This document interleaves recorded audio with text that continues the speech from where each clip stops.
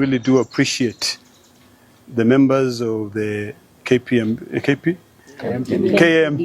Sorry, let me say this again. I really appreciate these doctors for agreeing to go back to work on certain conditions.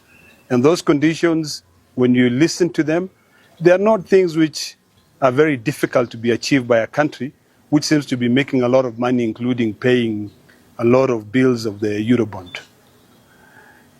Those irreducible minimums are things that, when you hear them, are things that will be able to ensure that there is sanity.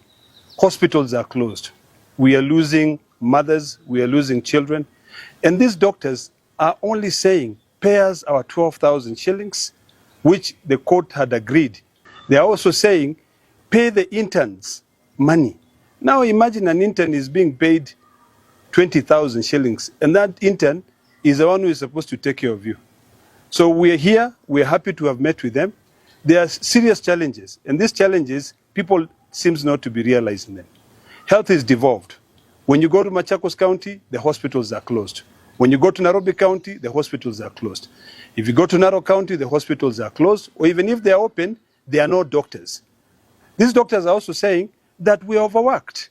You've not employed any doctor since 5 years ago.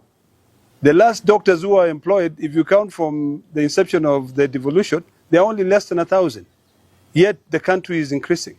So these are the issues that these doctors are saying this government is not listening to.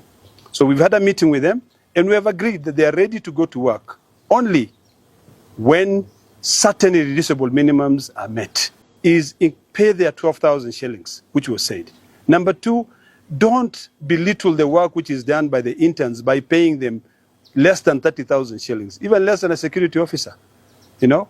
Number three, they are saying that they are overworked. They cannot continue working, many hours. Hospitals we go to Mombasa, you'll find that they only has one neurosurgeon. How do you expect people of Mombasa to get their services?